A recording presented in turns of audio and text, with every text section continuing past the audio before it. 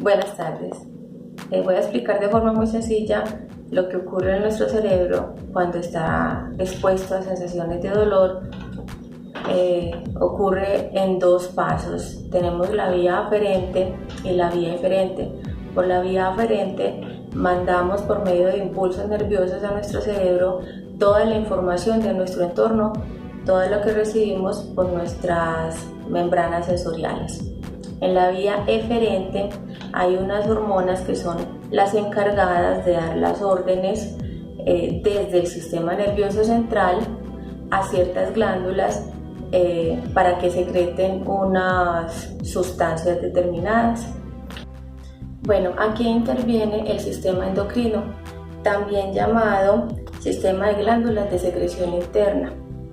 Es el encargado de la secreción de sustancias que van a regular algunas funciones químicas de nuestro organismo. Hacen parte de nuestro sistema endocrino unas glándulas como la pituitaria, la tiroides, el páncreas y las suprarrenales. Estas glándulas suprarrenales están situadas en la corteza de los riñones.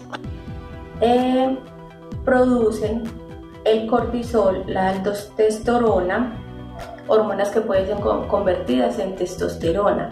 La parte interna de la glándula suprarrenal se llama médula y allí es donde se produce la adrenalina o epinefrina y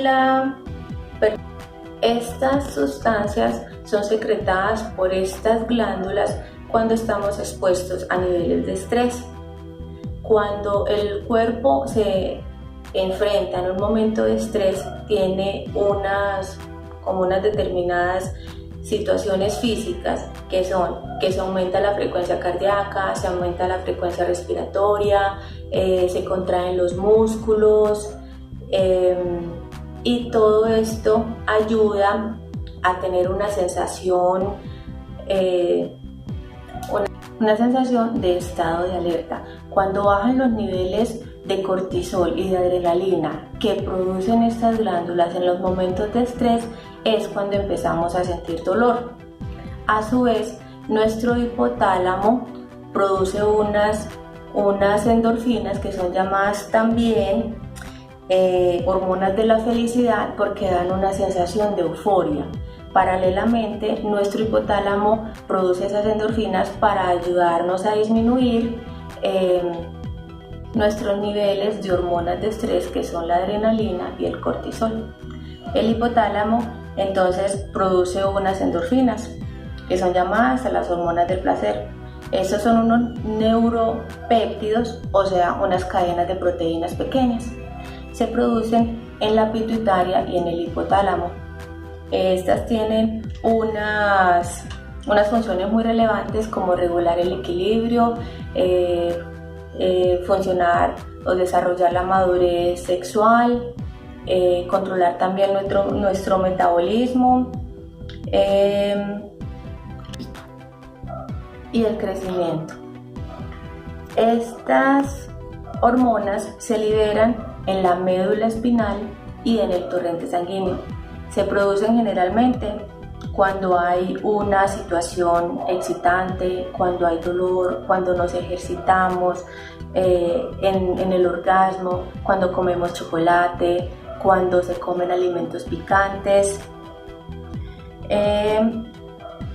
Son similares a los opiáceos en sus efectos analgésicos. Recordemos que estos analgésicos opiáceos son derivados del opio, que se extraen de una mata adormidera que tiene droga narcótica. De estas sustancias que se extraen de esta mata se extrae la morfina y otros alcaloides también. El hombre, por medio de la farmacéutica, ha tratado de imitar estas sustancias que segrega nuestro organismo de una forma sintética para la ayuda en el manejo de ciertas enfermedades. Por ejemplo, el cortisol, que es el que segregamos cuando estamos expuestos a unos niveles de estrés, es la misma hidrocortisona. Esta hidrocortisona la empleamos en enfermedades inflamatorias, reumáticas, en alergias, en erupciones cutáneas y eczemas.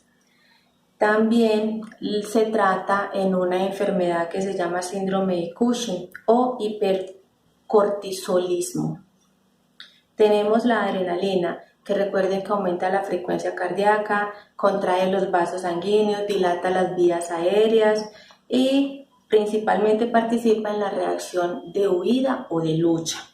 Esta adrenalina la utilizamos básicamente en paros cardíacos, cuando hay una anafilaxia, cuando hay broncoespasmos o hay hipoglicemias, pero estas dos últimas últimamente son reemplazadas, el broncoespasmo con el manejo del salbutamol y las hipoglicemias con el manejo de la dextrosa.